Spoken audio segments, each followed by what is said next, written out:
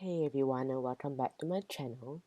Today we're watching the 1959 American animated musical fantasy film called Sleeping Beauty.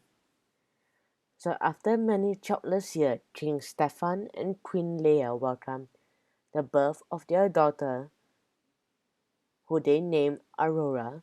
They proclaimed a holiday for their subjects to pay homage to the princess, and at her christening, she is betrothed, is how you pronounce it, betrothed, to Prince Philip, the son of King Stephen's best friend, King Hubert, to unite their kingdom. Among the guests are the three good fairies, Flora, Fauna, and Merryweather. Flora and Fauna bless Aurora with beauty and song, respectively, but Merryweather's gift is interrupted by the arrival of the evil fairy Maleficent. Told that she is not invited, Maleficent turns to leave, but when Queen Leia asks if she is offended, the evil affair curses the princess, proclaiming that Aurora will grow in grace and beauty, but before the sun sets on her 16th birthday, she will prick her finger on the spindle of a spinning wheel and die. The king and queen beg the fairies to undo the curse, but they are not powerful enough. Merryweather uses her blessing to weaken the curse, so instead of dying, Aurora will fall into a deep sleep, but only a broken it will only be broken by a true love's kiss. King Stefan orders all spinning wheels throughout the kingdom to be burnt. At the fairies' urging, the king and queen reluctantly bring Aurora to a cottage in the forest to live with the fairies in safety. Aurora, who has been renamed Briar Rose, grows into a beautiful young woman, and on her 16th birthday, the fairies ask her to gather berries while they prepare a surprise party. Aurora befriends the animals of the forest and sings them a song. Once upon a dream, Philip, now a handsome young man, follows Aurora's voice and is instantly struck by her beauty.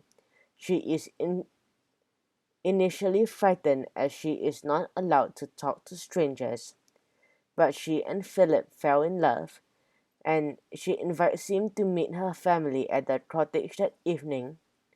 Meanwhile, Flora and Merryweather argue over the color of Aurora's gown, attracting the attention of Maleficent's Raven, who learns Aurora's location.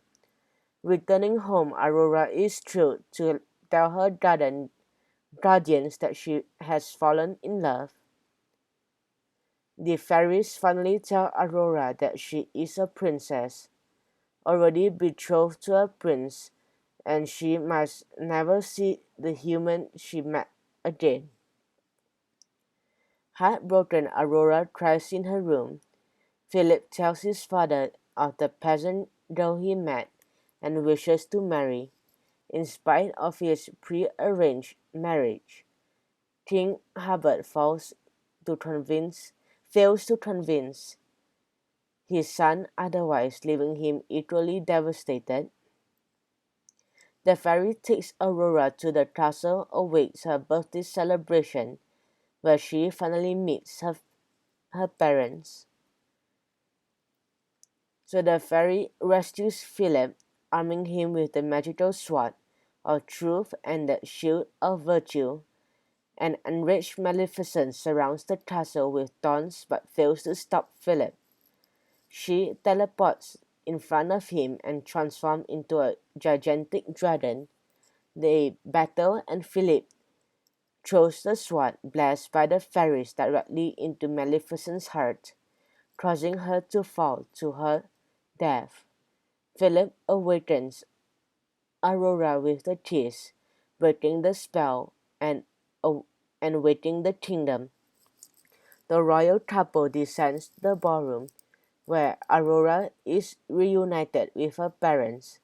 Flora and Meriwether resume their argument over Aurora's crown while the happy couple dances, living happily ever I after. really felt quite distressed at not receiving an invitation. You weren't wanted. Not what? Oh dear, what an awkward situation. I had hoped it was merely due to some oversight. Well, in that event, I